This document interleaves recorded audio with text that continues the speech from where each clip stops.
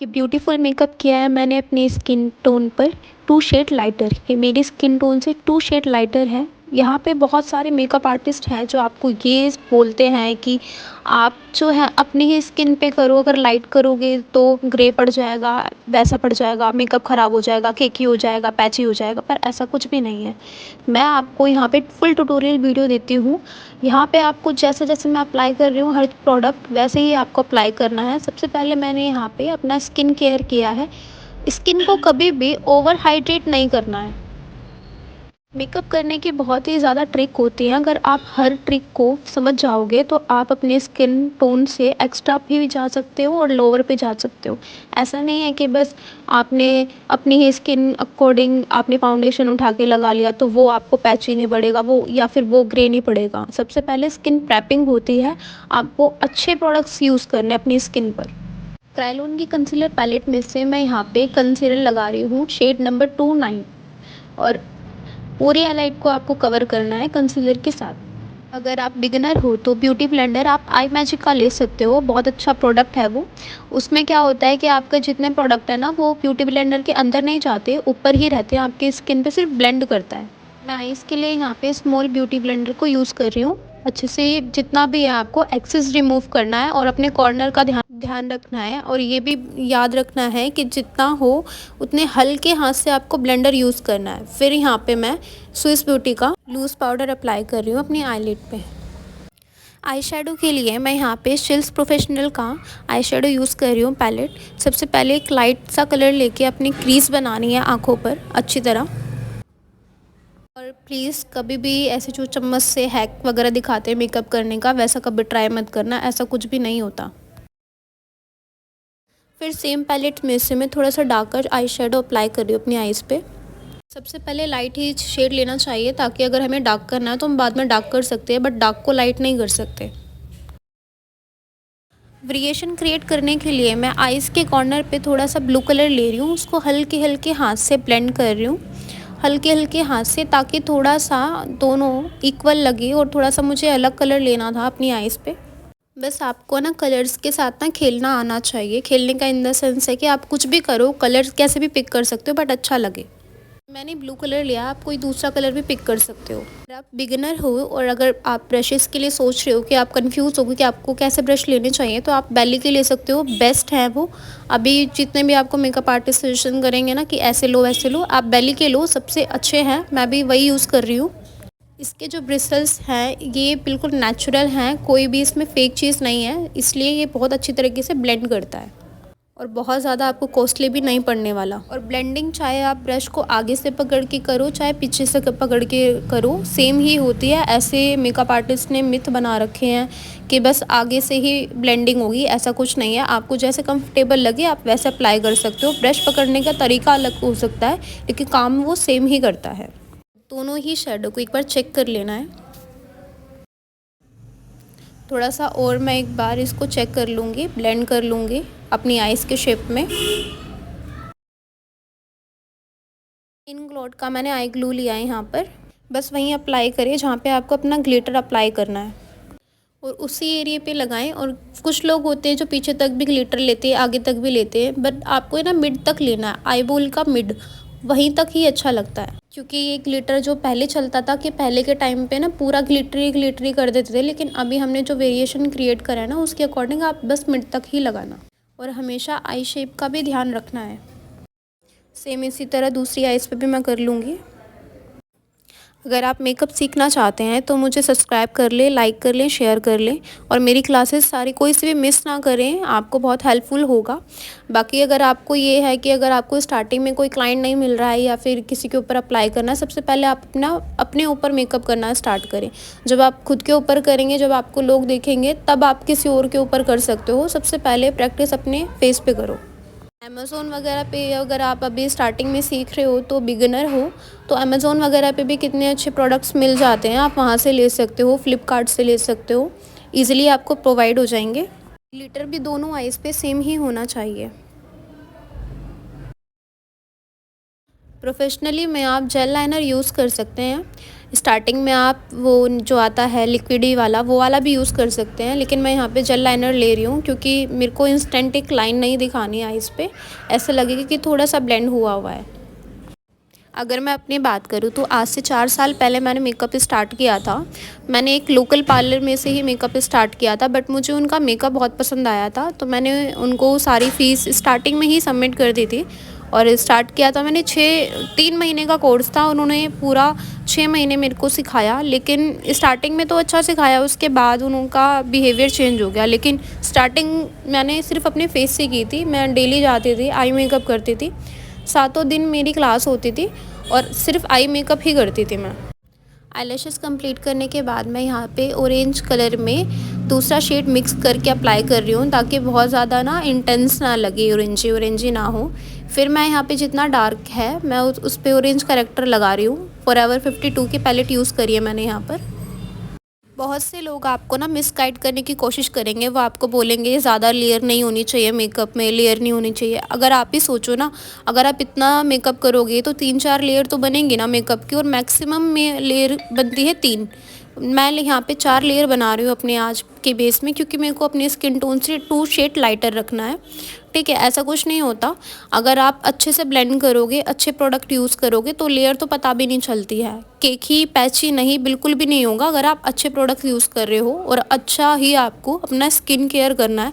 Skin care में ज़्यादा कुछ नहीं होता, बस आप एक गुड मॉइस्चराइज़र रख सकते हो, सेटाफिल रख सकते हो, कुछ भी अच्छा यूज़ कर सकते हो, जेल प्राइमर यूज़ कर सकते हो। बट मैंने ओवर हाइड्रेटेड मैं कभी स्किन पे मेकअप नहीं करती, क्योंकि उससे पता है क्या होता है, वो सारा है ना ब्लेंडर में निकल के आता है। तो आप ना स्किन को जितनी नॉर्मल रख सकते हो, अगर आपका मॉइस्चराइज़र से काम चल रहा है तो मॉइस्चराइज़र ही लगा।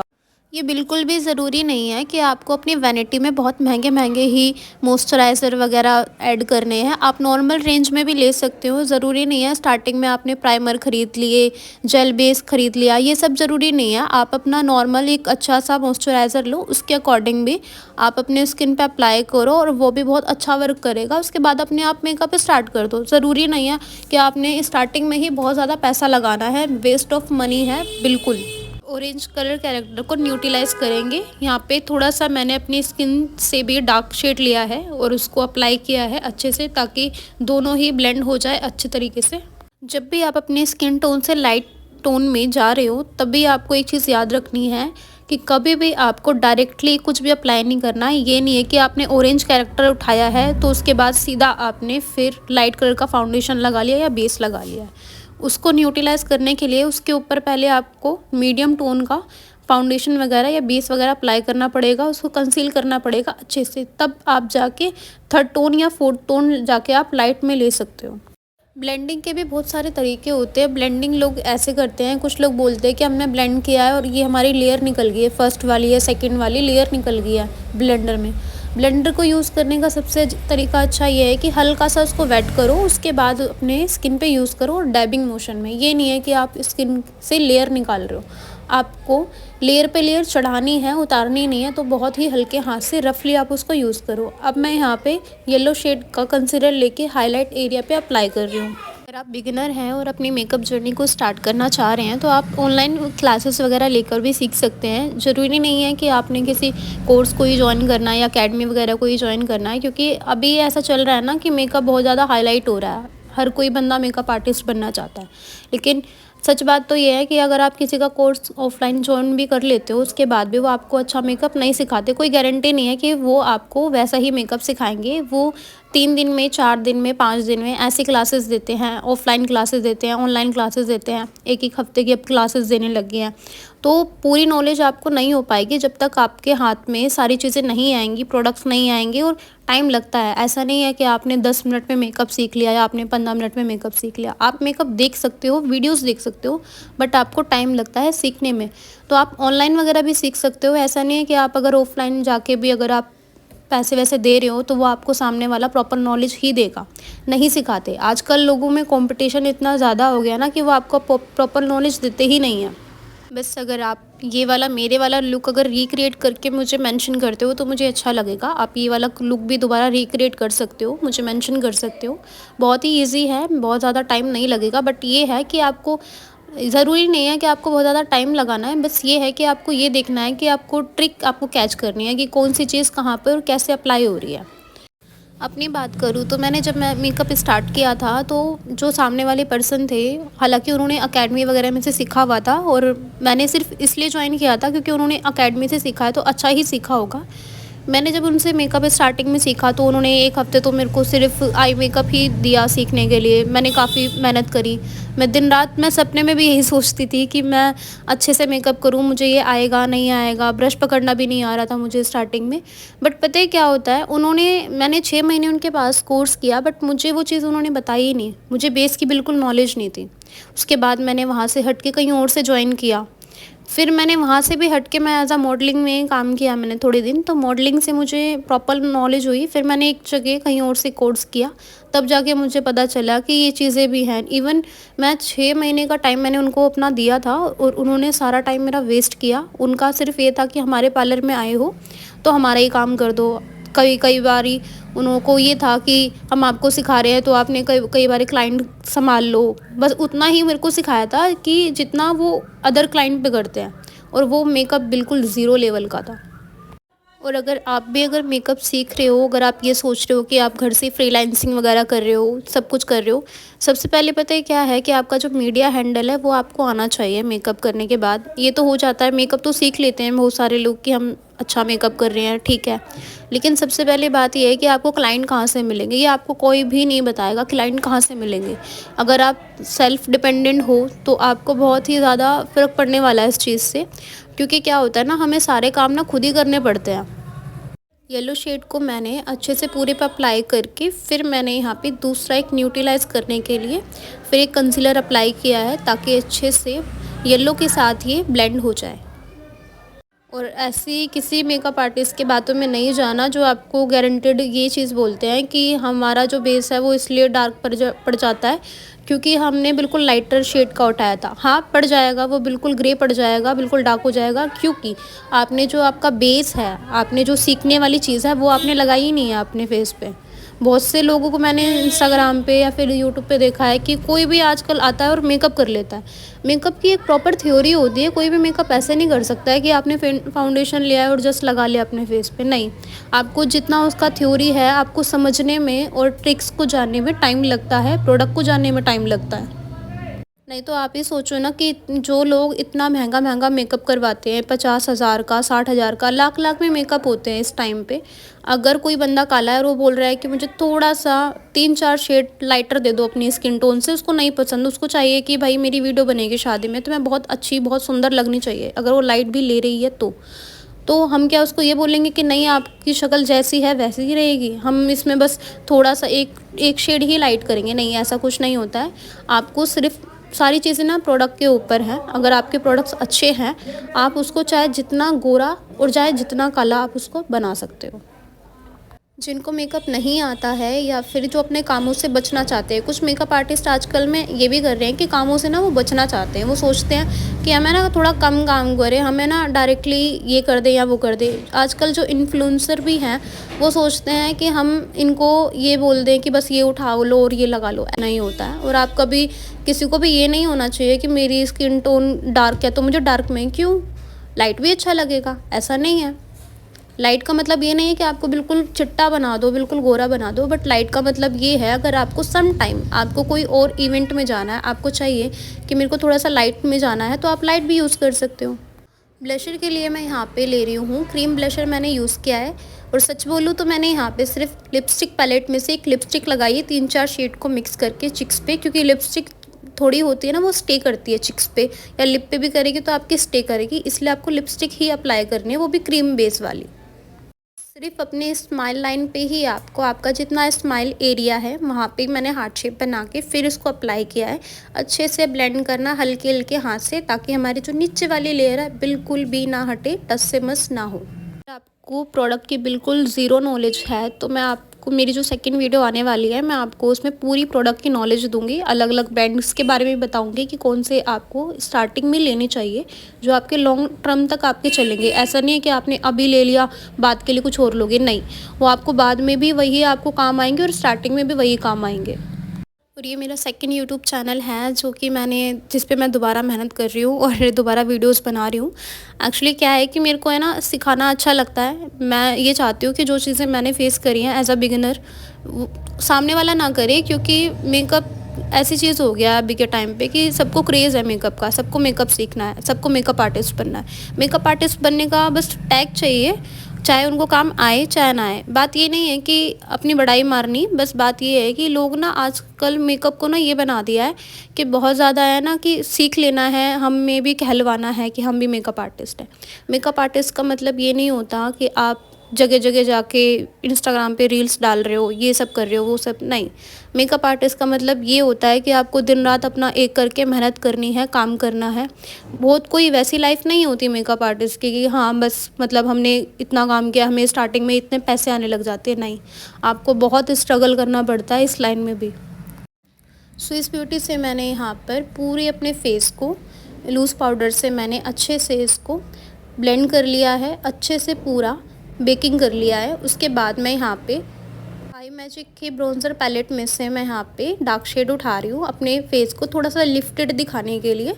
फिर यहाँ पे मैं ब्लशर लूँगी। सेकंड चीज़, ब्लशर भी मेरा आई मैजिक का ही है। आई मैजिक के प्रोडक्ट बहुत अच्छे हैं, बहुत रीज़नेबल प्राइस में मिल जाएंगे आपको। प्राइस के अकॉर्डिंग आप कभी प्रोडक्ट मत लेना, लेकिन ये है कि थोड़ा सा प्राइस में भी स्टार्टिंग में जो है प्राइस में भी ठीक रहे।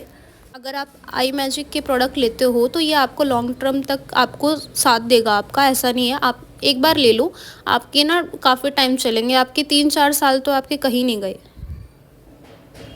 और कभी भी आपको ब्लशर डायरेक्ट ये नहीं है कि आपने उठाया पैलेट में से और अपने चिक्स पे धर लिया, नहीं।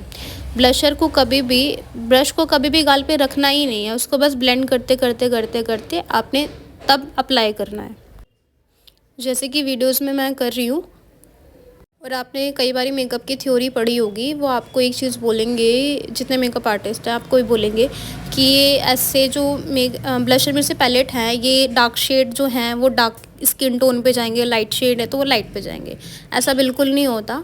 सबकी स्किन अलग होती है और सब पे कोई ना कोई कलर ना कॉम्प्लीमेंट कर रहा होता है। अगर आप लाइट या डार्क दोनों में से भी अगर यूज़ करके मिक्स करके लगाओगे ना तो भी अच्छा लगेगा।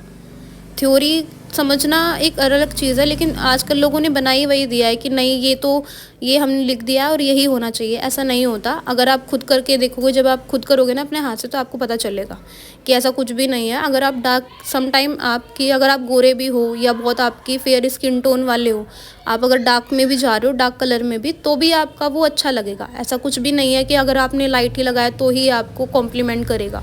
होजो की पैलेट में से मैं यहाँ पे हाइलाइटर यूज़ कर रही हूँ। ये बहुत अच्छा है, बहुत ही पिगमेंटेड है। मैंने ये ऑनलाइन ही ऑर्डर किया था और ये इसका ना आप देख सकते हो फ्लॉलेस ही बिल्कुल लुक आता है। आप ना ये एक चीज़ ले लो, मतलब वैनिटी तैयार कर लो, मतलब थोड़े थोड़े प्रोडक्ट की, कि आज आपने ये ले लिया, फिर कुछ टाइम बाद ये ले लिया और ये ले लिया। अगर आप रीज़नेबल प्रोडक्ट में जाओगे तो आपको ये बहुत अच्छे पड़ेंगे। इनसे आप ना प्रोफेशनली भी उनको यूज़ कर सकते हो, बाहर जाके भी मेकअप कर सकते हो। ये वो वाले प्रोडक्ट्स हैं। लिपस्टिक पैलेट में से ही मैं हमेशा लिपस्टिक लगाती हूँ। अब मेकअप को फिक्स करने के लिए मैं यहाँ पे फिक्सिंग स्प्रे ले रही हूँ। सेटिंग स्प्रे और फिक्सिंग स्प्रे दोनों अलग होता है, आप इसमें कंफ्यूज मत होना। सेटिंग स्प्रे जो होता है मेकअप को सेट करने का काम करता है। सेटिंग स्प्रे आप 2 या 3 बार अप्लाई कर सकते हो मेकअप के बीच बीच में, और फिक्सिंग स्प्रे सिर्फ आप लास्ट में ही यूज़ कर सकते हो। बट इसको याद रखना है कि आइज़ पे यूज़ नहीं करना। एज़ यू नो गाइस, जैसे कि मेरी आईब्रो बहुत ही ज़्यादा डार्क है, तो मेरे को कुछ करने की ज़रूरत नहीं है, क्योंकि मैं कुछ भी करती हूँ ऐसे ब्लैक उस पर तो बहुत ज़्यादा वो हाईलाइटेड लगता है, ऐसा लगता है कुछ अलग से लगा लिया है। इसलिए बस मैं जस्ट कोम आउट ही करूँगी अपनी आईब्रोज़ को।